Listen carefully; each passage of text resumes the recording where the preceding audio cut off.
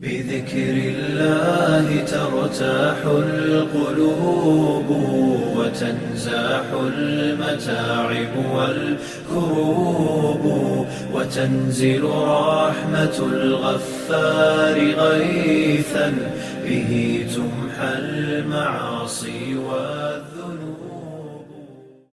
السلام عليكم ورحمة الله وبركاته. أخيارتنا شرفت لك وصل هذا كان كينا برا في إنجليز waxay la hadlayaan waa Zakariya Maxamed. Cashirkeena maanta wuxuu noqon doonaa cashirkeeni afaraad. Fadlan haddii cashirada hore ku soo dhaafeen dib ugu laabo si aad ula qabsato cashirkan. Cashirkeena maanta wuxuu ku saabsanaan doonaa subjective pronoun. Intaanan guda galin haddii aad nagu cusub tahay fadlan subscribe, share, comment and like si anaga ay noogu noqoto dhiirigelin aan u sabidino muuqaalo kan la mid ah. Mahadsanidin. Haddii cashirkan aan ku bilaawno wuxuu noqonayaa subjective pronoun. Subjective pronoun macnaha waxay u taagan tahay magac u yaal af Soomaali ahaan waa magac u yaal oo kala ah I waa aniga oo waxay u taagan tahay anigoo Zakariya ah. He asaga, she iyada, it waxaa calaamad X u saarnay waxay ka dhigan tahay it macnaheedu waxay u taagan tahay inaan ka wadno xayawaan sida bisaad iyo xayawaan dhamaantiis ama manoolaha sida dhirta, sabuurad, qalin, waxyaalo mid lamid ah. You adiga, you ayadana waxay u taagan tahay laba macno, you adiga ah iyo adinka. Adiga iyo adinka waxay u isticmaalaynaa you anagoo markaas fiirinayna qaabka u isticmaalaysid. You waa adiga ama adinka. We anaga, we anaga. They iyaga, they iyaga. Si aan u fahanno ayadoo faahfaahsan halkan inoogu qoran tahay aan isla soconno. Okay. Muhammad eats. Muhammad eats. Muhammad wuu cunayaa ama wuu cunaa. Muhammad eats. Okay. Muhammad waxay u taagan tahay he asaga wuu cunayaa. Muhammad wuu cunayaa ama asaga wuu cunayaa. Si aan u isticmaalno aan uga dhigno subjective pronoun waxaa ku qasbanaa inaan meesha ka tuurno Muhammad aan ku bedelno he. He eats. Asaga wuu cunayaa. Sophia cooks. Sophia cooks. Sophia way karinaysaa. Sophia way karinaysaa ama okay. Sophia way karinaysaa waxaa u bedelinaynaa subjective pronoun. Sophia meesha ka tuurayna waxaa ku bedelinaynaa she. She cooks. She cooks. She waxay u taagan tahay Sophia ama Sophia. Abdi and Musa work. Abdi and Musa work. Abdi iyo Musa. Abdi iyo Musa way shaqeeyaan ama way shaqeynayaan. Abdi iyo Musa way shaqeynayaan. Okay. Abdi waa magac qof. Musana waa magac qof asagana. Si aan labadooda meesha uga turno labadaas magac aan u isticmaalno erey isku keenaya labadooda waxaan u bedelanaynaa subjective pronoun anagoo meeshaas ka soo qaadanayno they. They work. Ayaga way shaqeeyaan ayagoo ah Musa iyo Abdi. The cat ran. Bisada way carartay. Bisada way carartay. Okay. Cat waa xayawaan. Okay. Haddii xayawaan tahay si aan ugu bedelano subjective pronoun waxaan isticmaalaynaa ereyga it isticmaalina. Itna waxaan niri waxay u taagan tahay xayawaan ama manoole. Markaan ka hadlayna isticmaalina sifadaas u siino. It ran. Iyada way carartay. Ayadoo bisad ah way carartay. Muhammad and I ate breakfast. Muhammad and I ate breakfast. Aniga iyo Muhammad waxaan cunnay quraacda. Okay. Si aan subjective pronoun meesha uga bedelano aan isku jamcino aniga iyo Muhammad waxaan ku qasbanahay in Muhammad meesha aan ka tuuro ayna meesha aan ka tuuro oo aan soo qaadano hal subjective pronoun ah oo aniga asagana jamcinayso waxaan soo qaadanaynaa we anaga we ate breakfast anaga waxaan cunnay quraacda wegaas waxay ka kooban yihiin aniga iyo maxamed waxaan rajeynaa inaad fahanteen haddana dib aan ugu laabanaynaa sharxitaanka maxamed eats maxamed wuu cunayaa ama wuu cunay maxamed waa magac qof waan bedelaynaa waxaan ka dhiganaa subjective pronoun ah asaga wuu cunayaa asaga wuu cunayaa asaga waxay u dhigantaa sidaan soo sheegnay he waxay ka dhigan tahay asaga maxamed aan meesha ka tuuranaa he aan ku bedelaynaa labadan waa isku macno waa adigoo tiri maxamed wuu cunayaa ama asaga wuu cunayaa waa hal macno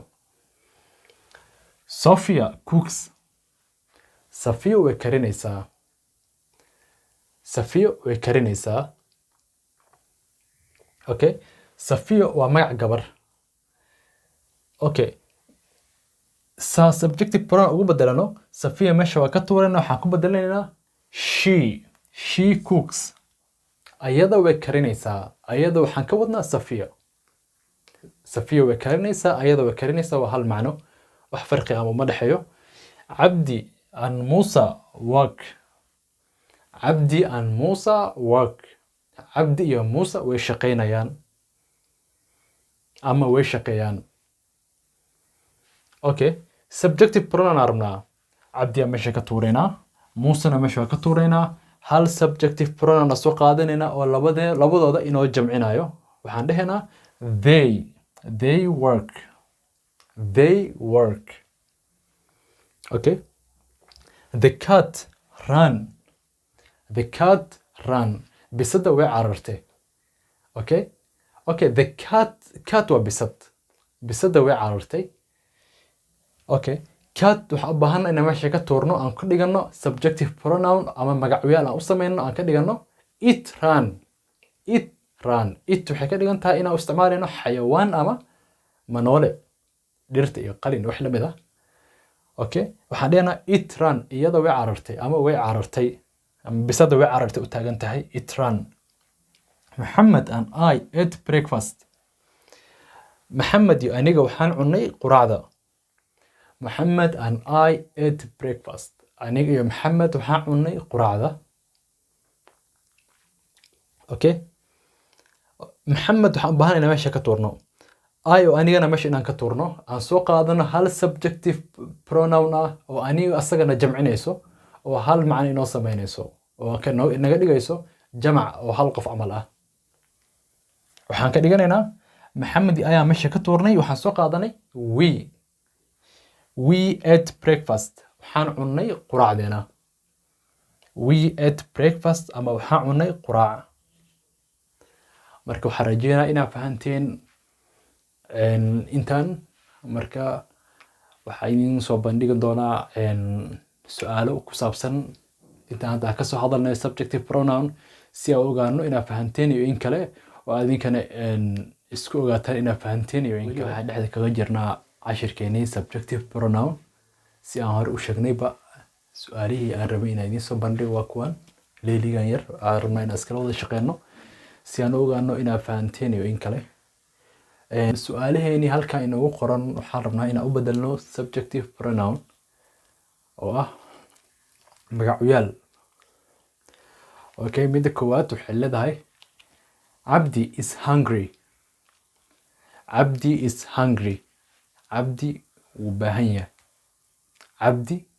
wuu baahan yahay marka waxaan rabnaa inaan u bedelno magacyaal maxaan isticmaalnaa bal dib u xasuuso cashirkeenii hore maxaan isticmaalnaa he she it ka isticmaalnaa saxiix he isticmaalina halkaas waxay tusaysaa inaad fahanteen he hungry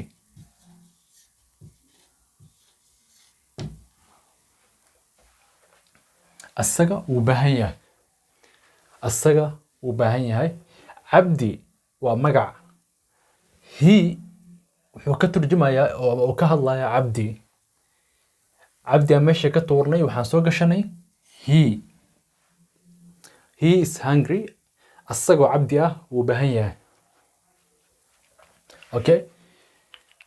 Su'aasheeni labaad waxay tahay Hafsa is playing. Hafsa is playing. Hafsa way ciyaaraysaa. Okay. And subjective pronoun oo Hafsa aan ku bedelin muxuu noqon doonaa? Bal fikira. waxaan rajeynaynaa xasuustaan weli. She صحيح. waa saxan tahay. waa fahanteen. She is playing. ayada way ciyaaraysaa. ayada way ciyaaraysaa. Xafsa way ciyaaraysaa. She waxay nooga turjumaysaa booska Xafsa. oo wuxuu ka hadlayaa Xafsa. Xafsa is playing. She is playing. gartay? Abdi and Ahmed are friends. Abdi iyo Ahmed waa saaxiibo. Abdi iyo Ahmed waa saaxiibo. And subjective pronoun ka isticmaalnaa oo aan rabno labadan inaan ka turjunno. They, we ka isticmaalnaa. صحيح. si fiican iskula soconnaa waxaan isticmaalaynaa they. They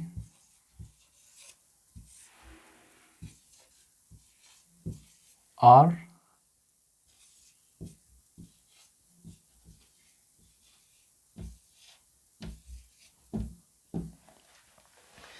iyaga waa saaxiibo. They waxay ka turjumaysaa oo meesha aan kaga tuurnay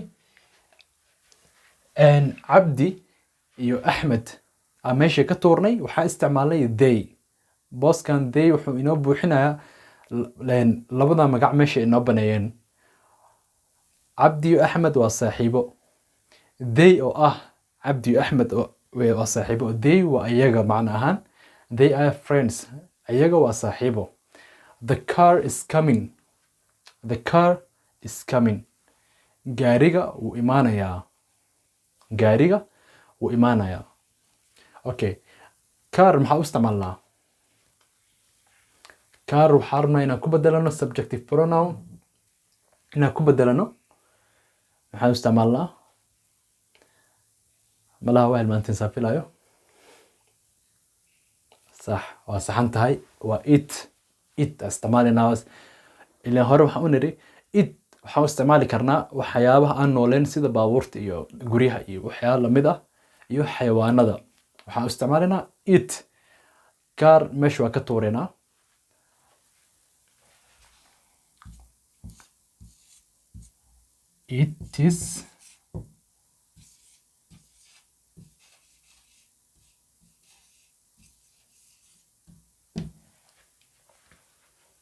It is coming. It is coming. wuu imaanayaa. maxaa imaanayo? gaariga imaanayo. The car is coming. It is coming waa same. ileen booska car meesha waa ka tuurnay waxaan ku bedelanay subjective pronoun oo ah it. marka car halkan inoogu dhex jiraa. The car is coming. It's coming waa same. midkaa doontaa isticmaali kartaa. Okay. You and Abdi are busy. adiga iyo Abdi waad mashquulsan tihiin. adiga iyo Abdi waad mashquulsan tihiin. Okay. waxaan rabnaa subjective pronoun inaan isticmaalno oo labadooda inoo jamcinaya. maxaa isticmaalnaa? horta you isma bedelayso. sideeda bas u taagnaanaysaa. laakiin halkaa markay taagan tahay waxay keliya ka hadlaysaa you-dan hal qof bes ay ka hadlaysaa. hal qof bes ayay ka hadlaysaa. hal qof oo adiga ah iyo Cabdi inaad muxuu ahaa mashquulsan tihiin. adiga iyo Cabdi inaad mashquulsan tihiin. marka waxaan rabnaa subjective pronoun oo idin jamcinaya adiga iyo Cabdi oo idin ka dhigaya hal. oo hal sif idin siinaya labadiina. tamaam. waxaa isticmaalinaa you sidee noogu tagnanaysaa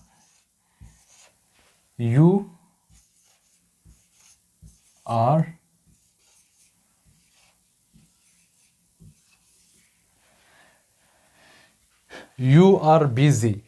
You-dan booskeeda waxaa inoogu jiro adiga iyo cabdi halkaana ku wada jirtaan. Adiga iyo cabdi you-dana ku wada jirtaan. haddaan rabna kala socno waxaan dhahaynaa you and cabdi are busy. maadaama aan ka hadlayno labadiina oo adinka ah waxaa idin siinayna hal sifo oo ah hal subjective pronoun ah oo ah you are busy. marka adig iyo magac intaan sheegi lahayn ereygaana idin jamcinayo. maasha allah waa isla soconaa si fiican ilaa khayr idin siiyo. Musa and I are going to the meeting. Musa iyo aniga waxaan u soconaa shirka. Musa iyo aniga waxaan u soconaa shirka.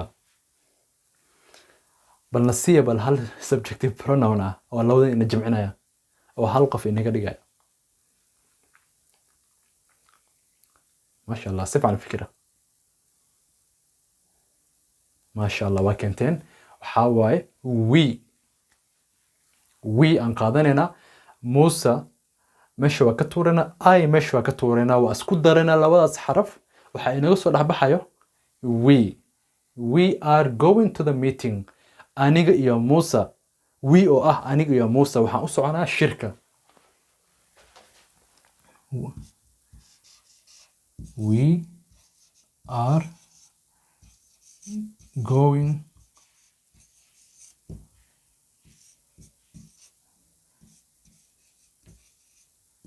to the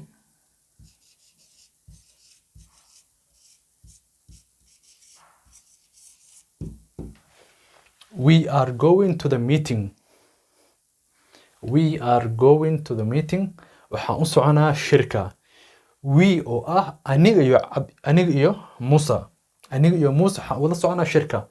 marka aniga iyo Musa halkaan ku wada jirnaa. wiigaasaan tarjumaya labadeena. aan dib ugu laabana mar kale. Abdi is hungry. Abdi is hungry. Abdi wuu baahan yahay. He is hungry. asaga wuu baahan yahay. Abdi aan ka tuurnay he yaa meesha kaysanay oo ah subjective pronoun oo macnaheedu ay tahay magac u yaal.